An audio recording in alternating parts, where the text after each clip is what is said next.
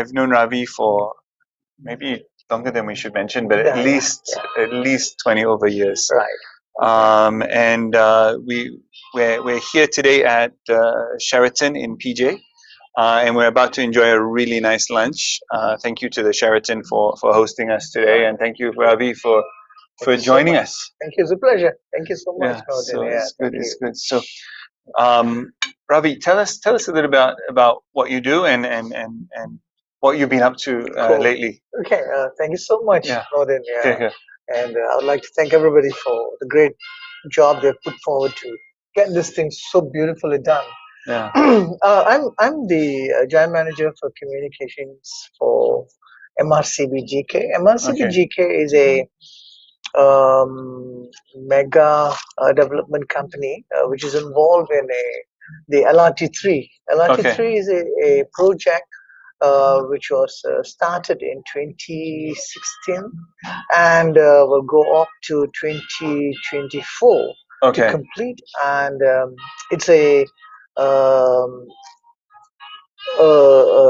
light rail transportation system which will take you from Bandar Utama to Johan Setia, all the way Johan Setia. Where's Johan Setia? In Klang, okay. So it's going to pass through Bandar Utama, Tropicana, Petaling, Jaya, Shah Alam, and all the way to Klang. Okay. And this is going to be a real boon or a boost for the people of Shah Alam and Klang, where they'll be connected directly to Kuala Lumpur, Petaling Jaya, and some parts of Putrajaya, Kajang. Okay. Yeah.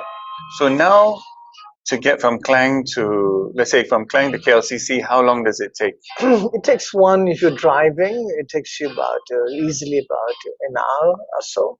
Yeah, depending on the traffic. Day. Yeah, on a good day. On a good day where there's no traffic, may take you about 45 minutes. Okay. On a day where it's filled with Malaysians on the road. Yeah, Federal Highway. Just outside. Yep, Federal Highway. Then the other roads which will take you to KLCC will take about 1 hour 15, 1 hour 30 minutes on a bad day. Cut time. To help Malaysians, particularly those from Klang and Shah Alam, to travel faster through the LRT3. And I think it's a fabulous project because it's going through a densely populated area in the Klang Valley. Okay. And it's a bright move of the government to get this project going on despite of all the challenges that we have monetarily. Yeah. Okay, good. Yeah. I mean, for me, Klang is such a strategic spot. And you were at Northport before, right? Correct. I remember, Northport and kind of getting that kind of golden triangle. For me, it's like KL, Klang, Putrajaya, this kind of, or now even down to Seremban. Oh, yeah.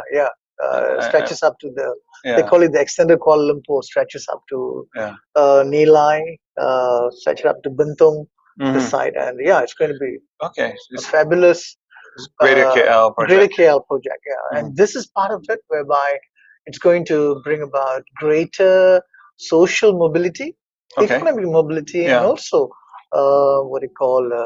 greater development for the people. And of course, it's going to bring better property prices for the people in Klang.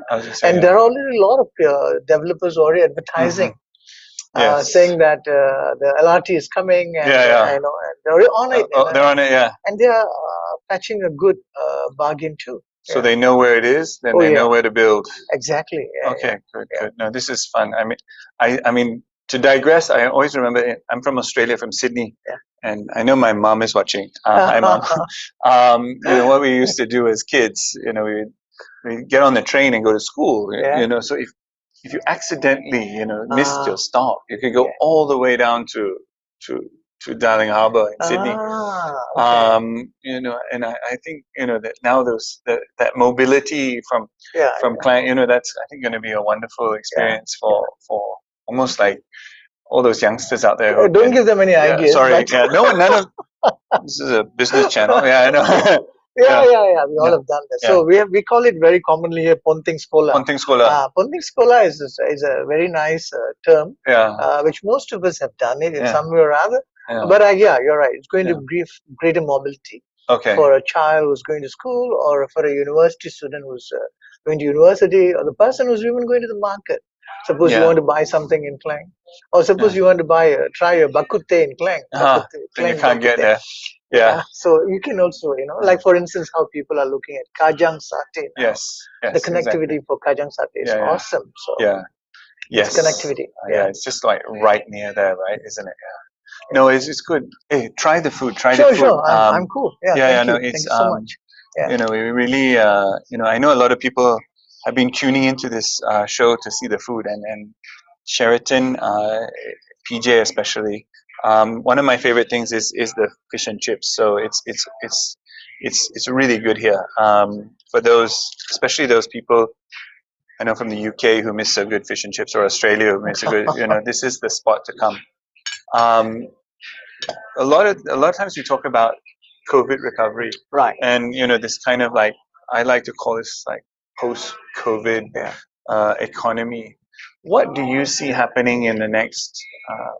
Hey, Merry Christmas, bro. I completely forgot. We like really No, Merry Christmas to yeah. everyone. Merry Christmas to Yeah. your brother. What, Yeah. what are you guys gonna do for Christmas? What are you guys? Christmas is going to be quiet because Okay. my son is in UK and he can't come this time. So it's going to be very quiet at home, and we're going to get some friends over and Yeah. have some food. And follow the SOPs. Yeah, and for this, Yeah. and also visit a friend of mine, a very Okay. close friend of mine. He's called as Terence Fernandez. Okay. Yeah, I'm going to visit him in his Okay. home now. Yeah. Hi, Terence, if you're Yeah. watching. Yeah, I Make hope sure the so. food is prepared. Yeah. Okay, good, Yeah. good. Yeah. Sorry, back to COVID, COVID-19, and that kind of recovery. Of course, I think mobility is going to be key. Economic activity for me happens around mobility, around data. Yeah. Around data and around knowledge. Yeah. How do you see that kind of thing changing, especially here in KL? I think Malaysians are really have learned a lot of lessons. Mm-hmm. One of the lessons that we have learned in a very painful way is the health part, because Malaysians are very fortunate to enjoy a fabulous health service provided by the government. I mean, you can have a cough or cold, you can go to clinic, and it's not so much in Australia. You say you should not take antibiotics. Here, you have a cold, you can just go to the clinic. They'll give you some medicines and antibiotics and stuff, and you'll recover in 1-2 days. But this incident that happened to us in Malaysia is rather very, very painful to those who have lost their loved ones in the pandemic. Pandemonium is really sad. For those who have come out of this, we are thankful to them. But I think on the part of every citizen, every Malaysian, I think we all should learn that we must be a good human being. When you're a good human being, I think you'll appreciate everything better. A recent survey done by the World Economic Forum says that the millennials are very concerned about the climate change. Or the other issues about how the other factors like corruption, indiscrimination, racial issues. So these are the new concerns the millennials have. And I think every Malaysian should also look into these sort of concerns rather than sitting down and complaining, this is bad, that is bad, the government is this, everybody around is bad. I think we should move away from that and look and see how we can play a role, however small it may be. It could start with our family members, or it could start with our neighbors, to make sure that everybody is doing something where a value is created. It may not be an economic value, but it can be a social value. Yeah, it can be a caring component that we have brought about, or it can be what you call showing our love to environment, to the strays, for instance, or whatever. It doesn't have to be that you must give $10 to you and to make you better. No. Then it, yeah. It's not the economic component of social caring. Exactly. So, I agree. and I think every Malaysian during this time, what we must do, or anybody in any parts of the world today, all you have to do is to make sure you're healthy, safe. Besides that, see how best you can help. somebody that whom you don't know. You don't have to only have those you know. Yeah. It can be anyone out there, Yeah. while you're going on your way, if somebody's asking for a ride, oh, please make sure you're safe. Especially, And of course you can help them, Yeah, or exactly. it could be anything, or even a nice word of Yes. encouragement. Exactly. If you can't give them something in a substantive Yeah. manner, a good word, hey, well done, man, get it going. Yeah. That's about it. Actually, this mental health motivation and all this kind of stuff is so important in this day and age. So many people, of course, many people are watching us from home, and we're enjoying the food. You can actually order this, I think, on Grab if you really want. But the reality is, you need to have that kind of that help. That little encouragement, whether it's from friends or from wherever, because it's about motivation. And sometimes you're stuck at home, you're working from your bedroom, or you're working from your kitchen table. It's not as motivating as, okay, I'm at work. Yes. Okay, I'm dressed nicely. I've got here. Everyone's watching me, and if I've got a problem, I can go and speak with such and such down the hall, and it's a lot harder. Or walk to the nearest coffee bar, grab a drink, or something. Yeah, I think you're right, Nordin, because I think the tsunami came in 2004, December 24th to be exact. I think March 15th, in the case of Malaysians, we had this COVID-19, whatever you may call it. I think these are lessons that are being taught by the Creator Himself to tell us that we should move out being that solo men or women who are just thinking about yourself, me. The three things we call I, me, and myself. Yeah. I think it should become we, ourselves, and our community kind of a thing. Yeah, I agree. I mean, this is one thing that I've often discussed with policymakers is around the concept. I know everyone's talking about Industry 4.0, but the Japanese have kind of worked on this thing called Society 5.0.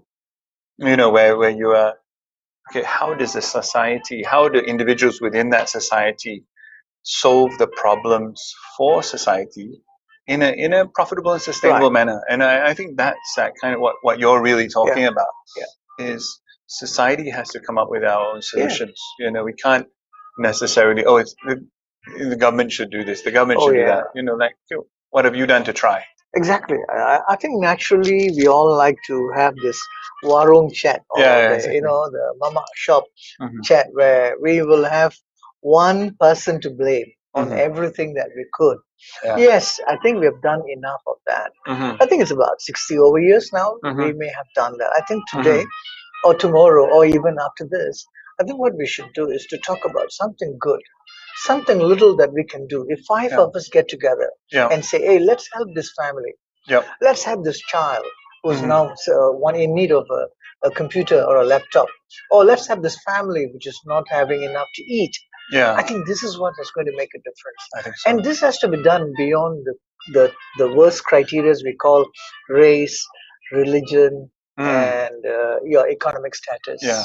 I think this is where... Just put it aside, solve this problem. Yeah, exactly. We worry about what yeah. you believe after you get your laptop and you can do your homework.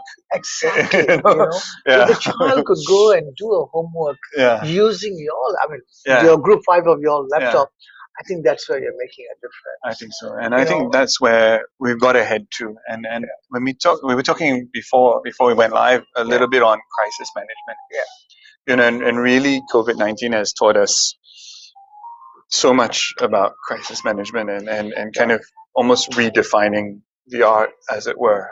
You've been in communications and crisis management in a sense your whole life.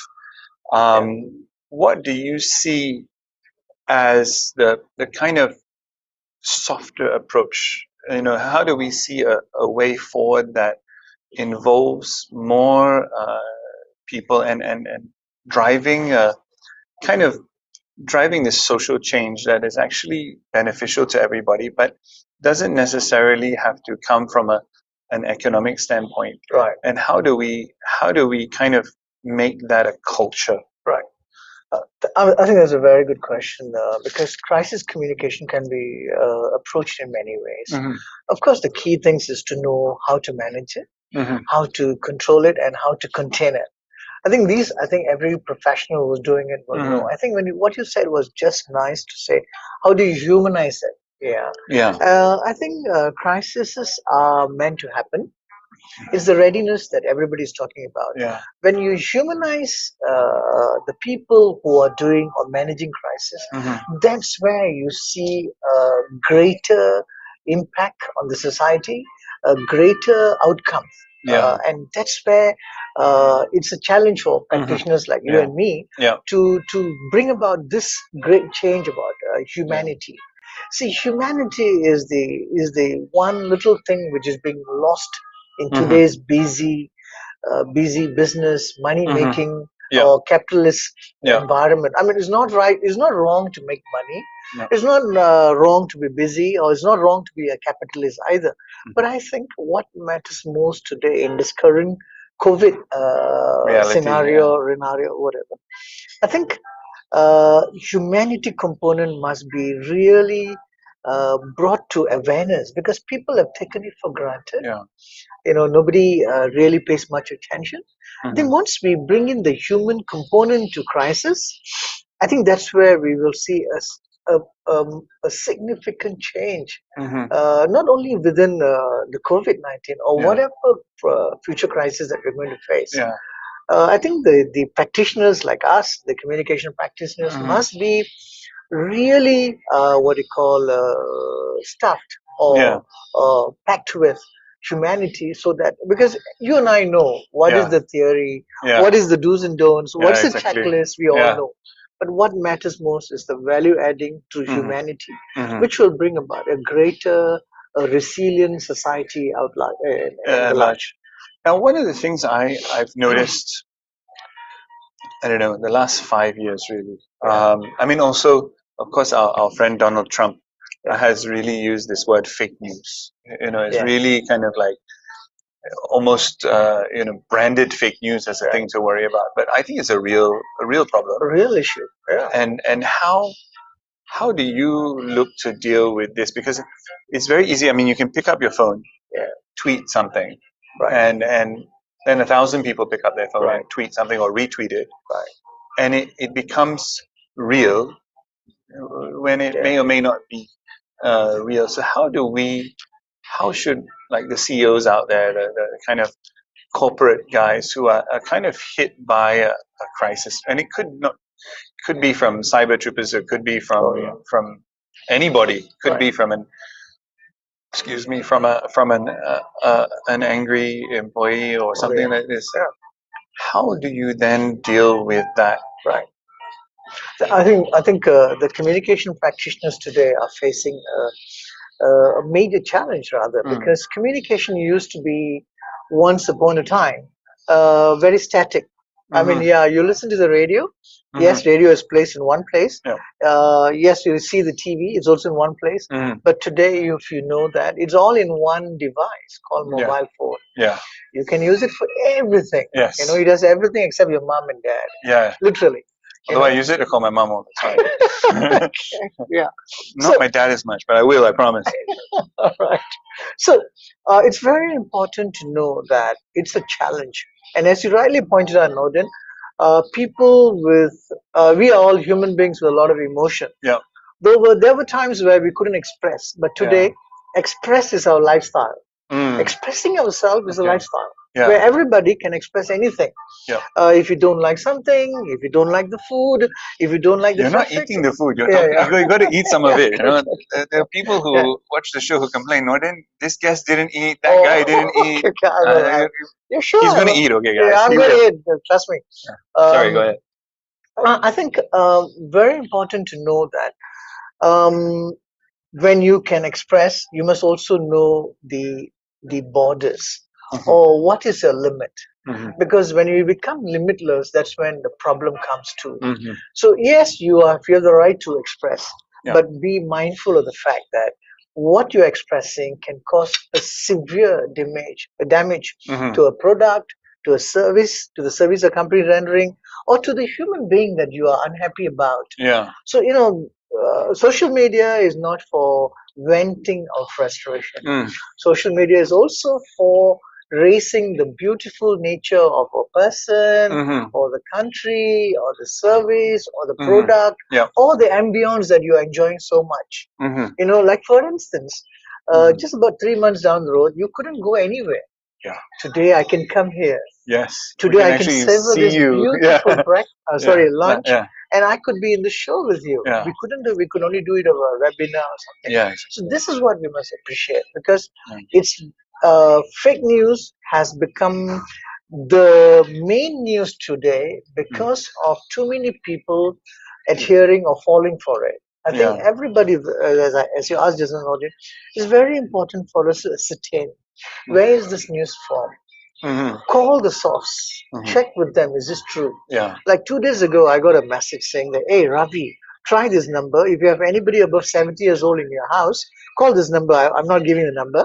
Call this number. Good. Thank you. TMC will ask you after us after this. Yeah. Call this number and they'll come to your house and give you the person everything. But luckily, I called the number and they said, no, sir, please help us to tell the message that it's not true. They have to go through the formal applications. There is an online application to say what is your age, what is your health conditions. Then we have to verify, we have to ascertain, and that's true. I mean, this is what we should not do, in the sense that we should not just forward or tweet, or just because someone sent it to me. Someone sent to me. This is not a service. It's a great disservice that you're doing to not only to yourself, I think to everybody around us. Yeah, exactly. No, I agree, and I think this is one area that we've seen in the last few months. The last like COVID-related scams and COVID-related thing. I mean, the criminals out there also are looking for opportunities. And I always joke with people, they're professional criminals. They do it for a living. That's their thing. So, you've got to wake up before them in the morning and think a little bit better than them, because they are thinking how to get your money, how to get your stuff. Hey, dig into this food. I know we served it to you, then we didn't let him eat it. No, it's good. I'd rather do it at one time. Yeah, exactly. But nevertheless, the chips are superb. Yeah. You're right, Nordin, because everybody is waiting for an opportunity. Because there are good opportunities, there are bad opportunities. There are good people, bad people.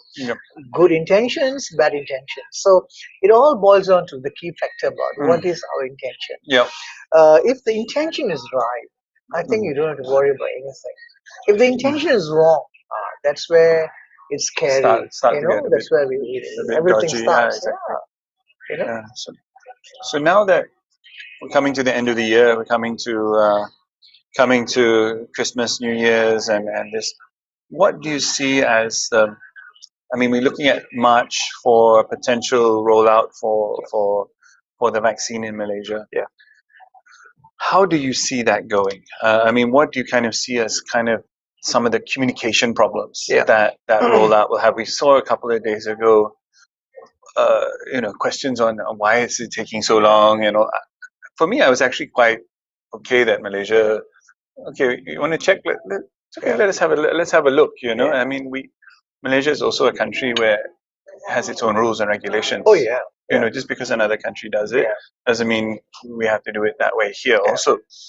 But what do you see as the kind of things that will come up through that rollout, and what do you see some of the positives that will happen in the kind of first half of the year? Because I like to look at positives. There's plenty of negatives. I'm with you. I think we need a vaccine, whether you like it or not, for two reasons. One is to make sure that we move on with our lives in a normal way that we've been doing. And number two is also to find as a solution to this illness, which is not just an illness, it is a catastrophe. And catastrophe cannot be solved through any other means other than medicinal means. So we need this drug.